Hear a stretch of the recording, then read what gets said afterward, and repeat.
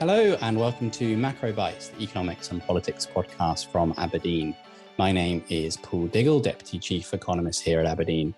And today we're talking about China, the rebound out of the Shanghai lockdown, the challenges of sticking with zero COVID, and what happens after the 20th Congress when President Xi Jinping hopes to secure an unprecedented third term. And I'm very pleased to say we have two great guests joining us in this discussion. Adam Wolfe is the emerging market economist and China specialist at the macro market consultancy Absolute Strategy Research, with a deep background in covering the Chinese economy and politics. And Robert Gilhooly is the senior emerging market economist here at Aberdeen. And previously, he ran the Bank of England's forecasts for the Chinese economy. So two real experts, and we're going to learn a lot. Adam, Bob, welcome to the podcast. So Adam, let's start with you and let's talk a bit about the economic rebound out of the Shanghai lockdown in China. How strong is that rebound proving to be as the economy reopens? Is the data doing well? Is it stronger or weaker relative to previous emergence from lockdowns in China? Well, so far we have seen a pretty strong reopening effect since the very beginning of June, because we had Beijing, Shanghai, and Jilin and other cities all reopening basically at the same time. And so subway traffic and other high frequency data all show this really abrupt jump in activity when that happened. But since then, it's kind of leveled off and activity looks to be at about more normal levels.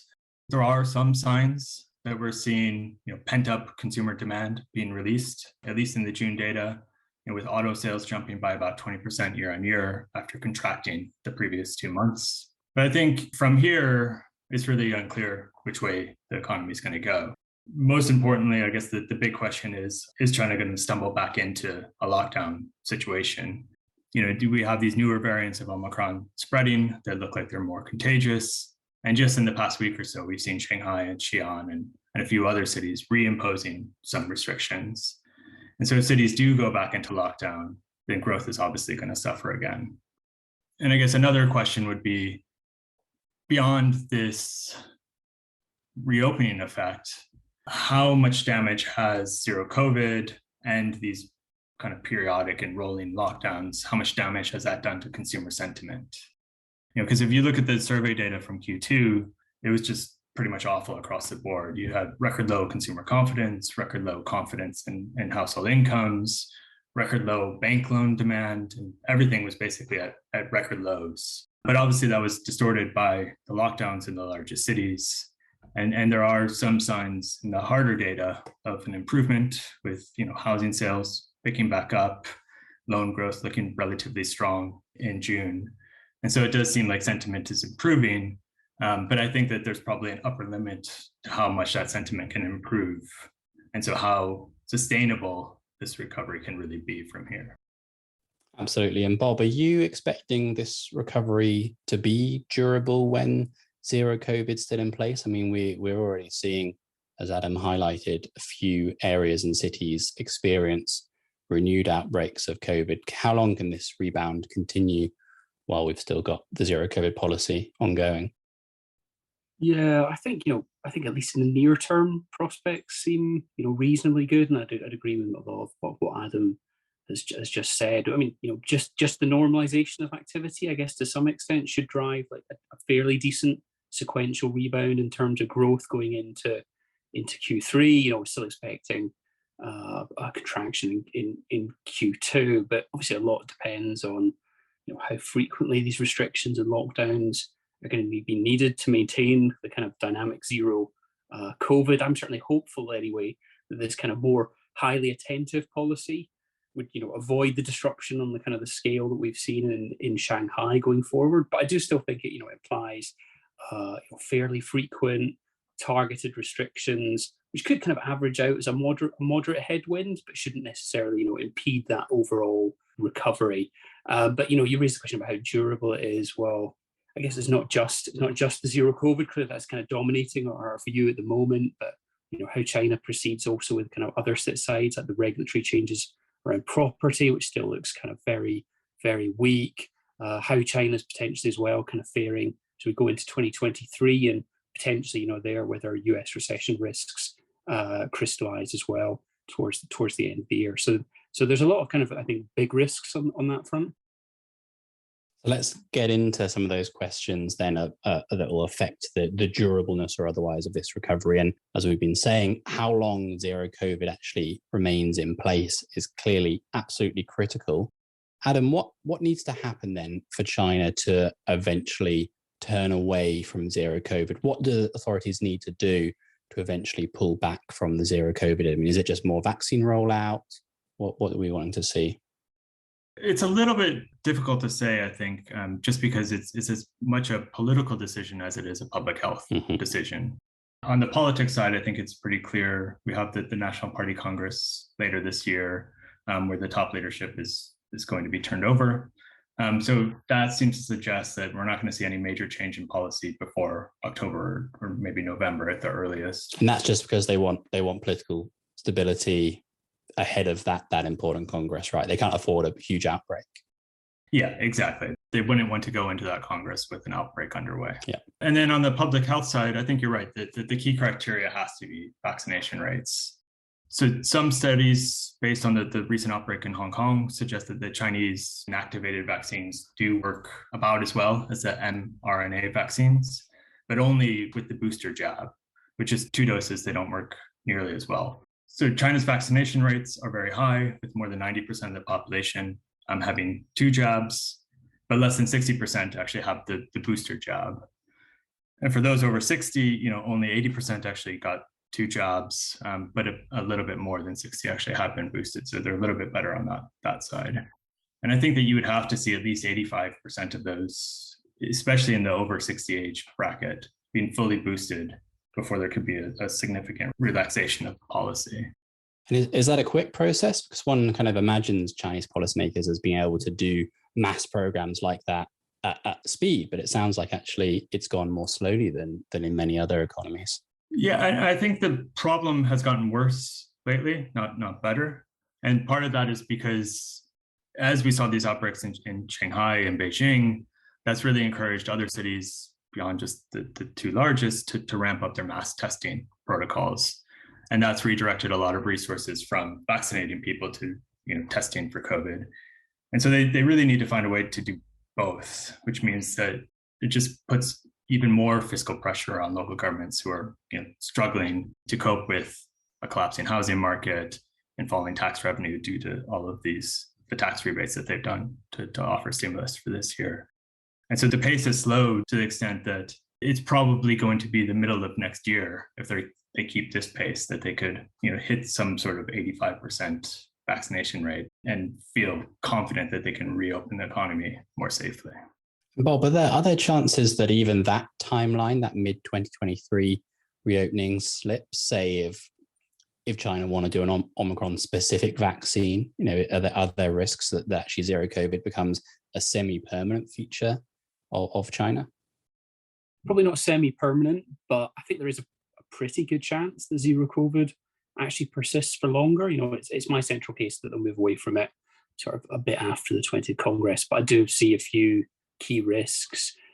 I mean, first of all, they've set themselves a very high bar with the focus on zero. So given the high transmissibility of Omicron, to some extent, it's probably a bit of an all or nothing move, and they need to be ready for very high case numbers stemming from that move. So the idea that you could say kind of remove restrictions in some areas and keep COVID out of others seems like wishful thinking. So I think that really implies you to be very confident you could deal with those large case numbers.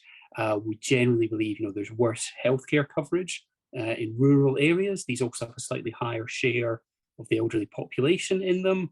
So, that could delay relaxation if you want to, say, improve emergency facilities, such as ICUs, and or, I guess, ensure adequate supplies of the COVID pill, which they don't really currently have, to reduce these kind of healthcare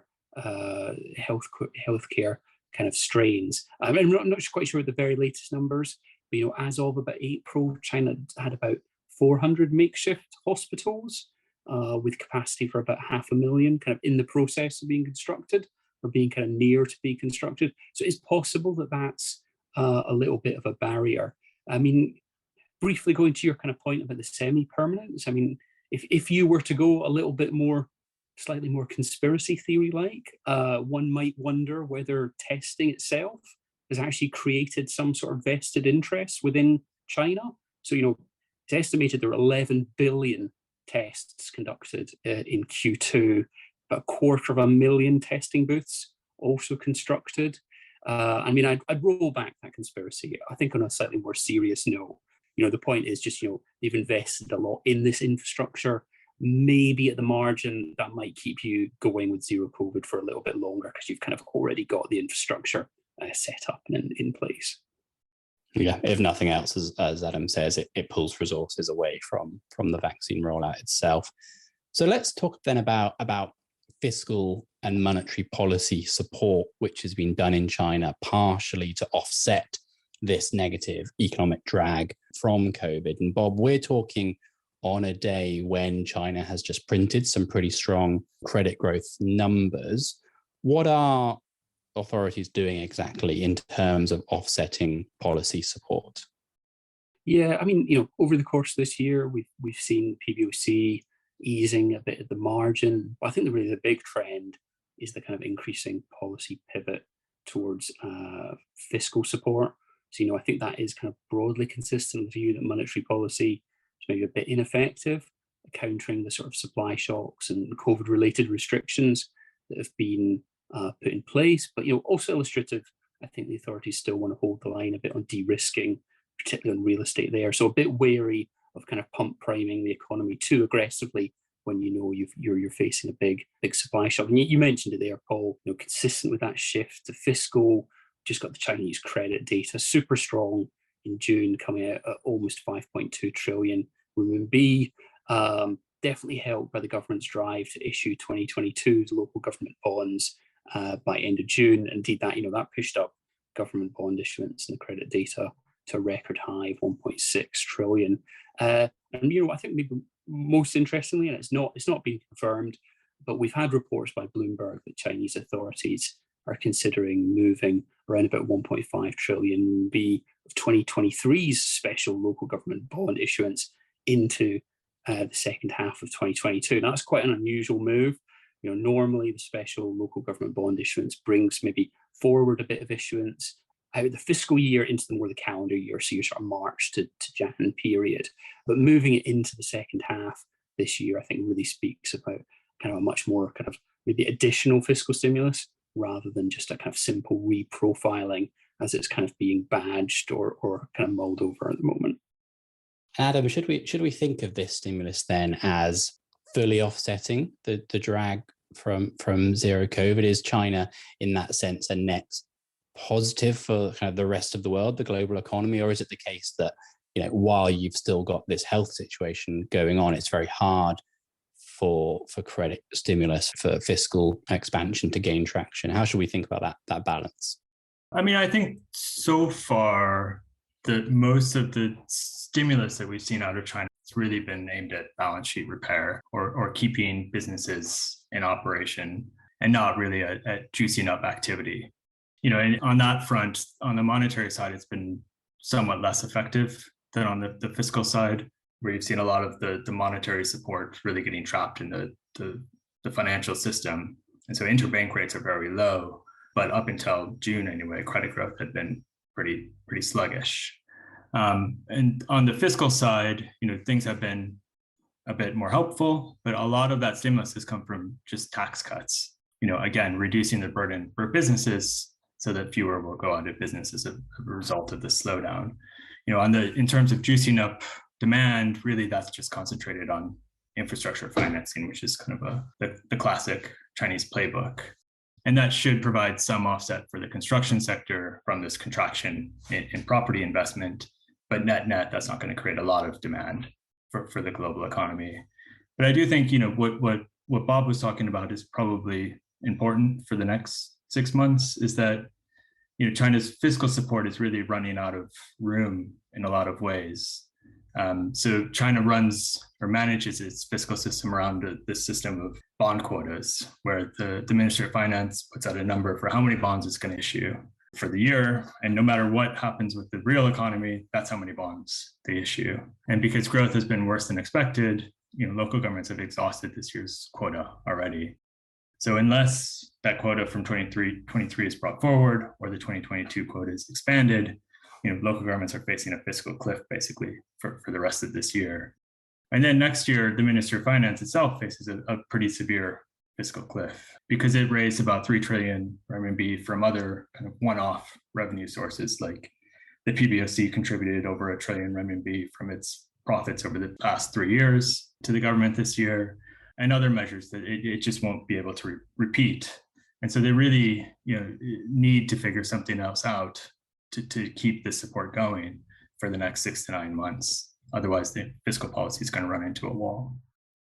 So let's talk about politics then, because the 20th Party Congress is coming up. It's in, I think, October, November time. We don't have an exact date at this point. And the big event, obviously, at this 20th Party Congress is going to be Xi Jinping attempting to secure an unprecedented third term. Adam, is that third term guaranteed? I mean, has sort of the recent performance of the economy, the renewed COVID outbreaks, or any of those weakening his position in any material way, or should we basically count on this third and possibly a future fourth term for Xi Jinping? Yeah, I know that there have been a lot of media reports about Xi's position as weakening because the economy is contracting, zero COVID looks like it's failing, and combining China to Russia doesn't look like a great decision at this point in time. But I do think that Xi's third term is pretty much locked down, and there's no real credible threat against that. And that's really because the Communist Party, is obviously set up along Leninist lines, where you have this top-down control and then penetration of the party into all aspects of society. And so in those Leninist systems, there's really 2 levers of control. You have organization of the party, or control of the personnel within the party running the party. And then you have ideology, which controls the bounds for debate. And Xi has really demonstrated his control of both of those levers over the past year. So in terms of organizational control, I mean, the most obvious example of that is the never-ending anti-corruption drive, which just keeps any potential challengers in line. But we can also see that by looking at the turnover, the provincial level party leaders, which just concluded last week or the week before. And so 19 out of 31 of those leaders were appointed to the position in the last 18 months. And 16 of those leaders now have some sort of biographical link to Xi, meaning that they either worked with him in some previous posts in the past, or in some cases, because Xi is getting older, they worked for one of his deputies.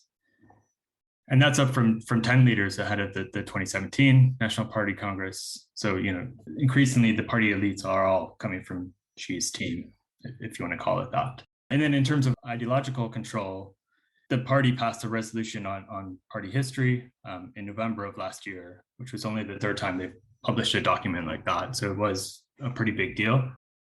And the big takeaway from that document was what the party itself is calling the 2 establishments. So it established Xi as the core of the party, and it established Xi Jinping thought as the guiding position of the party. And so, given that his control over kind of organization and ideology, there's just no way that a challenge can really emerge to push him aside. And how much should we read into the likelihood of Xi assuming the chairman title, so putting him on a kind of level with Mao in the Communist Party pantheon? I mean, is there a significance in that honorific? I mean, I guess the honest answer to that would be I don't know. I don't know if he'll go for that. I don't know if it will matter, to be honest. I mean, Xi Jinping thought now is written into the party constitution. It's been established as a guiding ideology. So even if Xi were, for whatever reason, to make the decision to follow Deng Xiaoping's lead and step back from a formal leadership position now, he would still be kind of the most important political actor in China, I think. And so it doesn't really matter what title he takes. I guess one way of interpreting that might just be to say 3 terms won't be enough for him. He's going to be the leader for life. So continuing that sort of Kremlinology or Beijingology, then, Bob, what do we know about the composition of the Politburo, those people immediately under Xi? Do they tell us something about his willingness to go for a 4th term, or whether sort of heirs and successors are emerging from within the party machinery? I think we might be able to kind of read the tea leaves a little bit on this one once those have been confirmed. That should give a bit of a sense about, as Adam kind of said, whether there's a kind of viable successor, someone who would largely kind of carry on probably Xi's vision and Xi Jinping thought. But at the moment, we're just in basically a wait and see. We need to see what that kind of composition of the Politburo is going to look like. I mean, interestingly as well, on that one, there's quite a few people in the sort of standing committee and kind of slightly lower down in the political hierarchy who are kind of coming up to kind of what would normally be considered retirement ages. So there could be some fairly big kind of reshuffles there in terms of the premier or other kind of quite important posts within the Communist Party. But yeah, I think we're in a wait and see. As pretty much everyone I speak to on Chinese politics says, it is very much a black box, and we just don't really have very much light onto it at the moment. Yeah, absolutely. So let's for a final section then, let's talk a little bit about what that third term might hold, what the direction of policy might be in China beyond the Congress later this year. And Adam, the past couple of years, the regulatory and tech crackdown has clearly been a big theme, sort of supplanted by zero COVID more recently. But I think that crackdown had a large impact on markets. Was that a one-off, or is the party, our regulators, coming for other parts of industry next?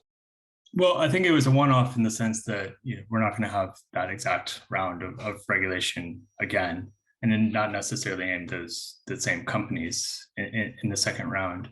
But I do think it's a symptom of kind of the party establishing a much more direct kind of guiding hand for the economy going forward.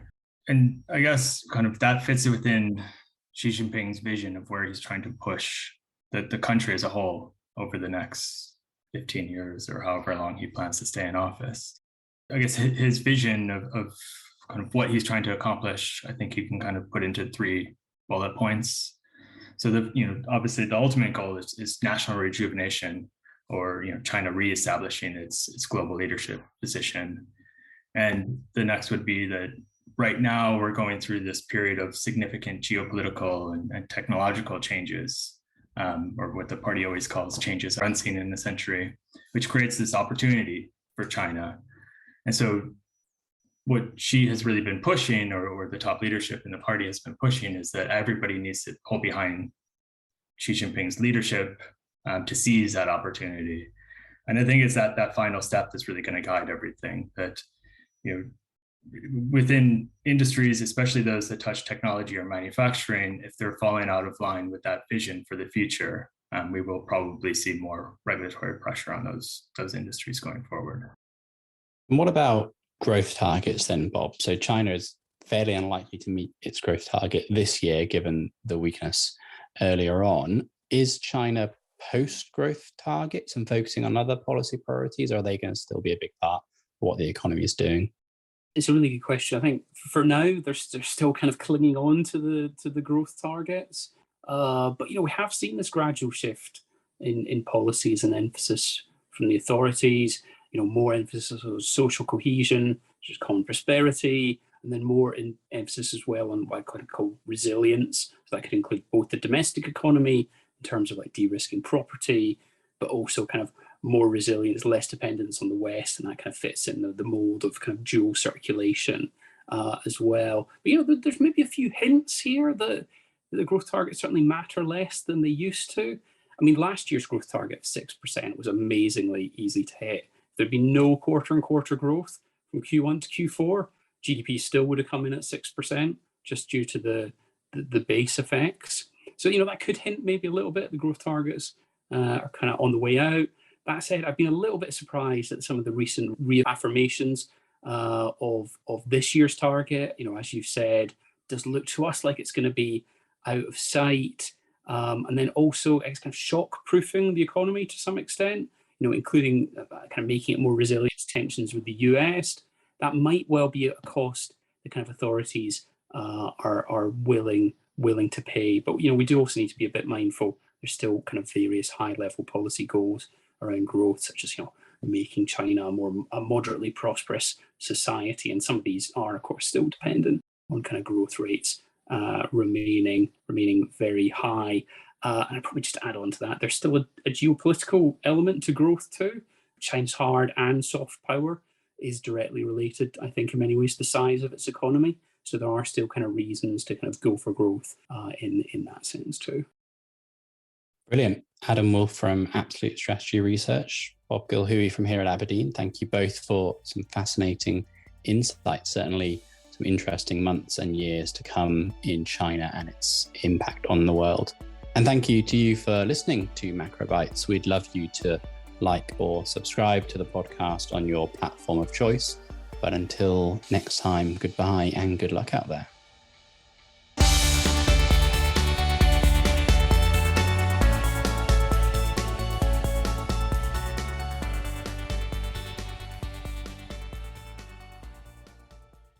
This podcast is provided for general information only and assumes a certain level of knowledge of financial markets.